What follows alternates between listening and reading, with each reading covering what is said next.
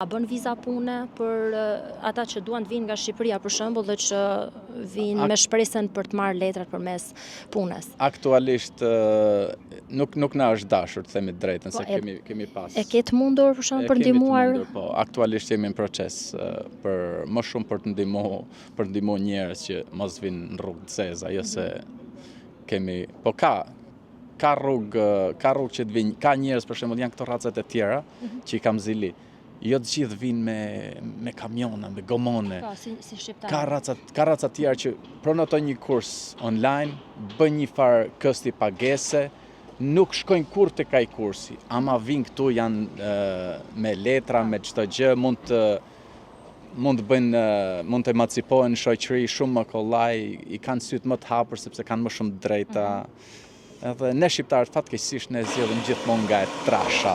I vjem rrugës gjatë pak dhe të lodhshme. Po, më të lodhshme se ka raca tjera që nuk janë më të formuar se ne, më të ashtu, po ne kemi si kulturë, na është bo që kur kemi nga këto skafet e Italisë, na është bo si kulturë të ndjekim këtë. Mirë, konkretisht, si mund të bësh një vizë pune? Si ne aplikon nëpërmjet avokatit, aplikon për të marrë licencën. A është e kushtueshme? Është 3-4.000 pound me sa kam ndjeni. Përveç kësaj, thash, mund të bësh një kurs ti, ndërkohë që ndjek këtë kursin, zgjedh ose ta bësh kursin, ta ndjekësh ose mos. Por ndërkohë që ti bën kursin, ty t'jepet mundësia që të punosh 20 orë në javë, ndërkohë që shkollohesh, edukohesh, I ke sytë më të hapur, ke mundësi që të zgjedhësh, nuk është patjetër të vish të punosh në ndërtim. Ka shqiptar që kanë ble biznese, kanë nisë të la pjata në për zonat para dhe janë biznesmen të fuqishëm me punë shumë të pastër. A I thua vetes biznesmen sot për pas kaq vitesh? Jo, sepse si unë ka shumë. Të jemi të sinqert, Londra është shumë e madhe. Jemi njerëz që punojmë, kemi një firmë të vogël sepse duhet ashtu janë procedurat, nuk punojmë dot pa të. Unë jam njeriu që punoj më shumë te puna ime. Bëj edhe gjërat e tjera, përfshihem edhe vetë punoj në ndërtim. Nuk mund ta quaj si përmarrës, diku biznesmen duket si një fjalë shumë e madhe. Në të ardhmen. Je shumë modest në fakt, je shumë modest, edhe pse për mendimin tim ke arritur goxha dhe shumë suksese. Mundojmë, punojmë, lodhemi, kemi ambicie. Femra pranonin ndërtim këtu? Po kemi pas raste që kemi pas edhe femra, kemi pas bojaxhie, hidraulike, na kanë ndodhur tullaxhie. Po punë Po kjo është punë rënd fizike apo jo? Është punë rënd fizike, po femra me mashkullin deri diku gati një lloj janë. A kërkojmë drejtat barabarta tash? Goca futen në ndërtimit, ju marrin punën çuna. Domethënë ka ardhur momenti që është arritur ajo barazia. Barazi gjinore vllaska. Fal ndërtimit. Po fal ndërtimit, ju sillim. Edhe femra shqiptare. Ka edhe femra shqiptare, po. E njohim personalisht njërën, e di që është edhe një tjetër, po ka femra shqiptare. Këto shtëpia I ke ndërtuar gjitha ti? Po ndërtuar.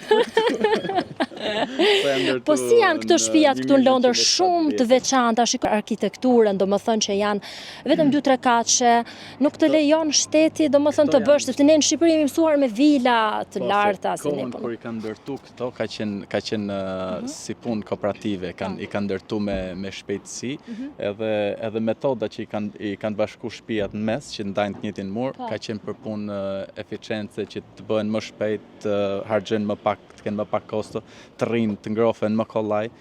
Edhe ka qenë si punë kooperative edhe këtu. Po para se të bëheshin këto. Më kap një plan të përgjithshëm këtu. Shikoj sa simetrike që janë shtëpiat. Edhe besoj që arkitektura nuk cënohet këtu, nuk të lejon shteti për ta cënuar. Nëse nuk mund të nisesh asgjë pa marr lenë, edhe nëse do, si në rastin këtu po bëjmë një shtesë edhe një konvertim në flate, pa marr mund të zgjasë 2-3 vjet. Në rastin konkret na ka zgjatë 2 vjet për të marrë këtë lenë këtu për të bërë shtesën anash. Edhe absolutisht nuk mund të cënosh edhe të nxjerrësh një dritar siç e nxjerrim në Shqipëri, që ka mund të shtëpia ime, ti të shtëpia jote. Nuk cënohet privatësia tjetër, ka rregulla që duhet ndiqen. Shumë rregulla shumë strikte edhe ndiqen. Shumicën e dërmuese të rasteve ndiqen. Po gjys për gjys janë të diplomum.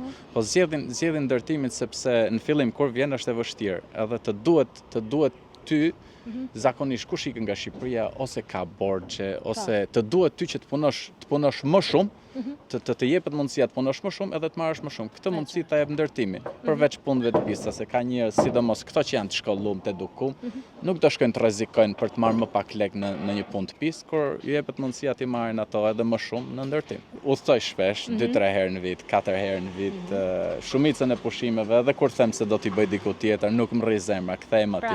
Shoh ti realist, shoh që ka progres në disa gjëra, por ka shumë për të bërë. Unë fëmijët e mi nuk do t'i merja aktualisht edhe t'i dërgoja atje. Pse, cila është arsyeja kryesore, shqetësimi kryesor? Shqetësimi kryesor duhet të bësh gjithçka me mik. Duhet të shkosh në spital me mik, duhet të shkosh në shkollë me mik, duhet të gjesh një punë me mik. Atëherë ndërkohë që unë mund ta kem pasurinë, mund të kem kushtet për t'i bërë këto se i paguaj me lek.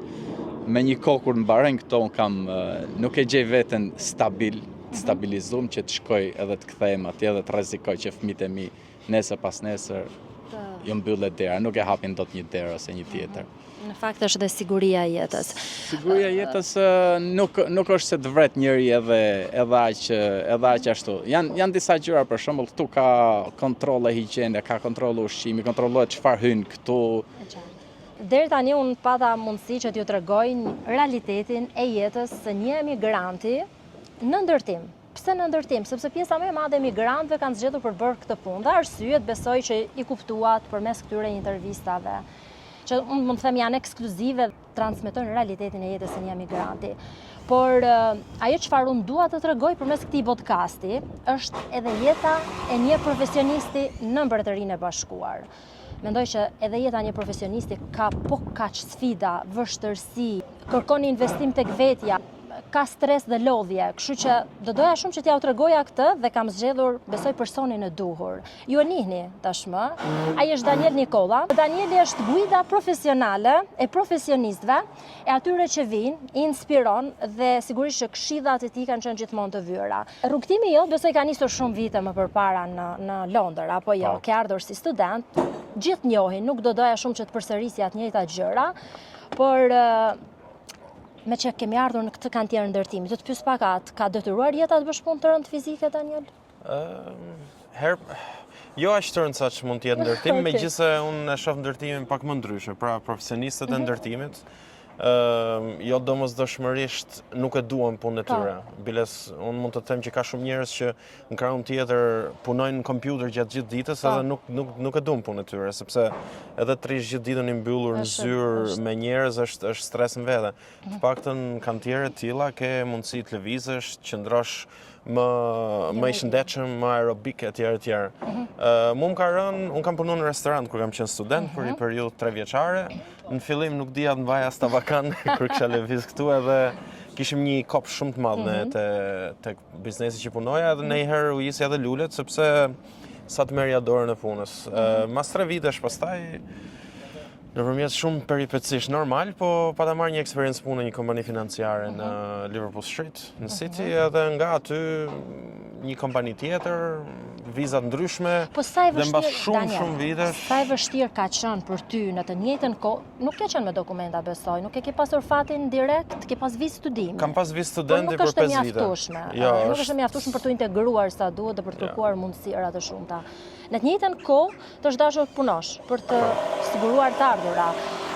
Në të njëjtën kohë ke kërkuar mundësira profesionale dhe ai është investim kohë dhe ndoshta edhe nga ana financiare, rruga për shkuar, për të ardhur, pagesat e shumta që kërkon. Sa e vështirë ka qenë? Tmerrsisht e vështirë, të them drejtën. Unë kam ardhur në Angli kur sa kisha mbush 20 vjeç. Wow. Si çdo adoleshent që sapo ka kryer adoleshencën, ka jetuar me familje në Shqipëri, nuk është se është përqasme çdo gjë të ndryshme, e imagjino kur vjen pastaj, unë sigurisht jam lindërit në Tiranë të gjitha këto, kështu që pak a shumë e dija se si është jeta në metropol, por që të vish në Londër është përtej metropolit, është diçka goxha e ndryshme, edhe më është dashur që të shkoj në vende që se kam menduar që do shkoj, e vetmja avantazh që kam pasur është që gjithmonë kam pasur i vizë. Paçka se edhe vizat, unë kam pas viza për diku te 11 vjet, deri kur mora indefinite leave to remain, tashmë pasaportën britanike, por shpenzimet shumë të mëdha, shpenzime që në fakt askush në Shqipëri nuk i kupton.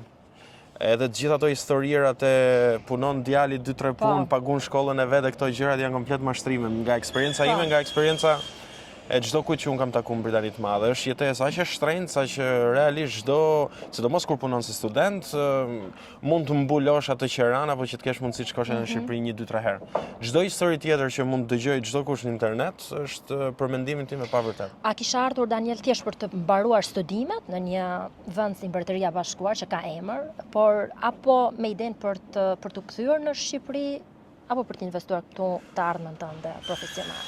Them drejtën, unë nuk e dija ku po shkoja edhe çfarë isha duke bërë. Unë në atë kohë luaja futboll në Shqipëri, isha futbollist aktiv te ekipi Dinamos, tek ekipet e moshave dhe erdha në Angli me shpresën që të kisha një mundësi për të prezantuar te një ekip.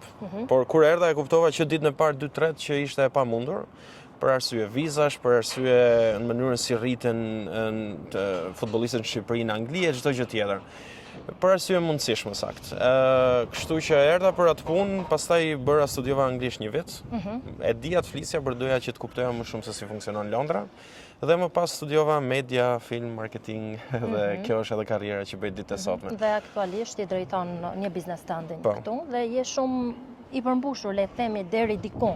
Paktën gjithë angazhimi jot deri tani ja ka vlerëtur, besoj, për të stabilizuar të ardhmen tënde. Deri diku po. Domethënë unë jam në fushën e marketingut, drejtoj Mercksin dhe punoj me shumë biznese shqiptare edhe jo shqiptare, por asnjëherë nuk je i përmbushur, kam përshtypjen kur je në emigrim, sepse edhe kur puna po shkon shumë mirë, edhe je shumë i zënë, nuk ke kohë për të komunikuar me familjen as shumë sado, nuk ke kohë që të shkosh edhe të jesh pranë familjarëve në momente që edhe duhet të jesh.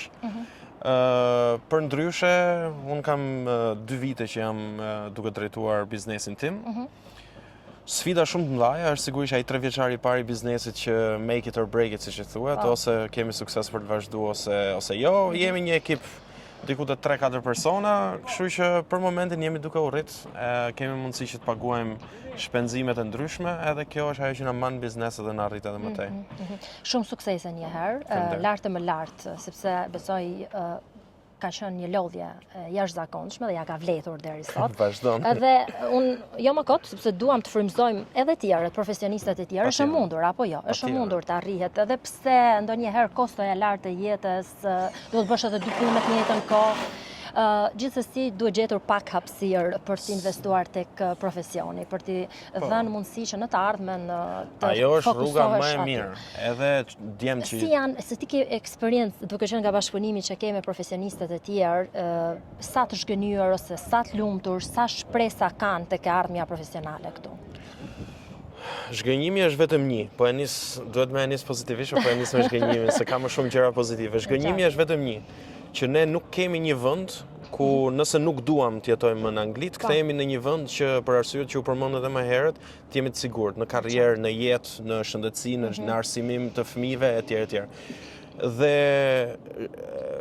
zhgënjimi është që edhe fëmijët tanë në të ardhmen dhe brezat që do vinë, do duhet që eventualisht bëhen britanik, mase për një pjesë shqiptarëve që nuk e kanë mundësinë edhe mos ta mësojnë fare as shqipen, etj etj. Prandaj duhet që ne si komunitet këtu të bëjmë një punë shumë të madhe, si qoftë grupi AYPM, qofshin grupime të tjera, grupimi shkollave shqipe etj etj, të punojmë sa më fort që të krijojmë atë hubin e komunitetit deri diku që të kemi mundësi që fëmijët shqiptarë që lindën këtu të mësojnë shqip, të kenë atë dashurinë. Dhe eventualisht edhe Shqipëria me shpresë do ndryshoj, pa çka se unë jam pak pesimist duke u rritur më shumë. Por që të krijojmë komunitet që edhe nëse vjen një student, edhe nëse është dikush i pa dokumentuar, edhe nëse është një person që i duhet një vizë pune, të ketë mundësi që brenda këtij komuniteti të gjej këto ndihmë. Drejt. Dhe një pyetje tjetër, duke qenë se jemi në një firmë ndërtimi dhe njëkohësisht po flasim për realitetin e jetës së një profesionisti, sfidat, vështirësitë, suksesat. Unë kam dëgjuar shpesh të thuhet se ata që punojnë në ndërtim e bëjnë sepse është rroga më mirë paguar këtu. Kostoja e jetës është shumë e lartë nga ana tjetër. Ndërsa edhe për ata që kanë mbaruar universitetin, kanë një diplomë pra të mirë dhe ndoshta kanë gjetur edhe një punë në profesion, por rroga nuk është dhaq. Kush e di çfarë. Pra nuk paguhet më shumë intelektuali, më shumë paguhet ai që bën punë fizike, është e vërtet kjo apo? ka shumë raste ku është e vërteta. Po, ka shumë raste. Unë mendoj që po çmitizohet deri diku ajo ideja që të jesh doktor apo të jesh profesor në universitet apo të jesh drejtues i një kompanie marketingu apo çfarë do, të jesh avokat bën më shumë të ardhura se sa fusha tjera si prodhimtaria, ndërtimi, bujqësia etj. Jetojmë në një botë ku kërkesa sjell pagesën, kërkesa drejton tregun etj. Në momentin që në Angli, në Britani të Madhe, ka nevojë të madhe për shtime të hapësirave të jetesës etj. Kompanitë e ndërtimit ka një hapësirë shumë të madhe për të rritur dhe sigurisht për të krijuar të ardhura më të mëdha. Unë kam vënë re ndër vite që kur punoja për një kompani që miqtë mi, qoftë kompania ndërtimit ku jemi tani TNK apo kompani tjera, apo edhe fusha sektor tjerë, kishin më shumë të ardhura se sa unë, që mund drejtoja një ekip me 3-4 persona për një kompani tjetër. Kjo ishte edhe një nga arsyet pse doja që eventualisht punoja për veten time nga aspekti i të ardhurave. Por ashtu edhe histori tjera juristësh, financierësh, profesorësh të universitetit që bëjnë research që nuk kanë të ardhurat e këtij sektori. Edhe pse ky sektor deri diku ka qenë ai sektori ku janë falur të gjithë ato që mund të kenë qenë pa dokumentuar apo që nuk kanë ditur të bëjnë diçka tjetër, shumë prej tyre ditët e sotme jetojnë një jetë shumë të mirë, kanë familje të shëndosha, janë të integruar në shoqëri. E biles një histori shumë e thjeshtë, një miku im që punon jashtë Londrën ka një kompani ndërtimi. Tha, akoma nuk ndihem, po bëjnë shumë mirë, kanë projekte të mëdha, po tha nuk ndihem përmbushur me veten time. Dhe kishte marrë një hapësirë në qytetin ku jeton, ku do krijonte një hapësirë podcasti, dhe donte thjesht ftonte miq të ndryshëm për të folur me ta që edhe shqipen ta perfeksiononte, edhe të merrte ide nga njerëz të tjerë pra të përmirësonte veten e tij. Shumë interesant. Dhe kjo është një nga shumë raste të tjera ku persona që mund të jenë marrë me lloj-lloj punësh, përfshirë edhe këtë sektor, kanë përmirësuar veten, janë bërë shumë të mirë. Tani komuniteti shqiptarëve do të shkojë drejt jetës profesionale, cila është këshilla jote në përfundim? Çfarë do rekomandoje? Si e komenton këtë komunitet? Aktualisht që flasim, duke qenë se edhe kushtet e jetës janë përmirësuar deri diku. Teknologjia bën të veten, kështu që mundësirat për zhvillim dhe emancipim janë shumë herë më të lehta sot që flasim. Gjëja e parë që komuniteti jonë duhet bëjë është që duhet paguaj ata që janë përmend për t'i paguar për mend. Jemi komunitet që përgjithsisht mendje nuk e vlerësojmë shumë. Dhe kjo sigurisht nuk është në një mas, po përgjithsisht për pagesat e ndryshme, preferohet që të paguhet një shërbim ose preferohet që të paguhet në një shisha apo në një bar një shumë e konsiderueshme, kur ndërkohë mungoni diçka tjetër shumë më e thjeshtë. Gjëja tjetër është që nëse je shumë i mirë dhe shumë i prirur për zdrukthari, për shembull, mund të punosh në atë profesion dhe mund të bësh kurse të ndryshme për të zhvilluar. Por çdo lloj kursi që të bësh, ashtu siç folet edhe më herët me Valterin, nëse nuk e ndjek atë që don, nëse nuk e vendos veten jashtë për ta marrë vesh kushdo çfarë është ajo që ti bën, nëse nuk je korrekt edhe i komunikueshëm me njerëzit, nuk mund të ecësh. Pra, komuniteti jon mjafton që të bashkohet. Ajo, siç u tha dhe më herët, jemi njerëz që mundohemi të punojmë dhe kemi vlera përgjithsisht sakta. Mjafton që të vazhdojnë të trajnohen edhe qoftë kjo punë ndërtim, qoftë kjo punë lavash, qoftë në marketing, qoftë kudo që të jetë, mjafton që të bëjmë më të mirën për ne, se ne të gjithë vim nga backgrounde ndryshme. Jo çdo kush do bëhet profesor. Por ama edhe dikush që është shumë i mirë në ndërtim mund të bëhet profesor, sepse në kolegjet edhe në shkollat e Britanisë mund që të shkosh edhe të mësosh njerëzve se si të ndërtosh. Ne kemi qenë në kolegje ndryshme ku është komplet si kantierë ndërtimi. Por nuk është asnjëherë vonë për të bërë edhe universitet, edhe për të ndjekur rrugën profesionale. Në të njëjtën kohë që ti bën një punë tjetër. Kjo është patjetër. Nëse është mundësia, koha, edhe nëse e bën për një periudhë më të gjatë, mundësitë janë të gjitha. Çdo kush mund të eci me hapin që dëshiron. E qartë. E mbyllim këtu atëherë me këtë mesazh të bukur dhe shumë frymëzues. Unë falenderoj shumë për kohën. Ju përshëndes këtu të nderuar ndjekës e podcastit Diaspora Reality Show. Mos harroni të bëni subscribe në kanalin tim në YouTube channel dhe mezi pres t'ju takoj në videot e radhës. Deri atëherë, të kaloni sa më bukur.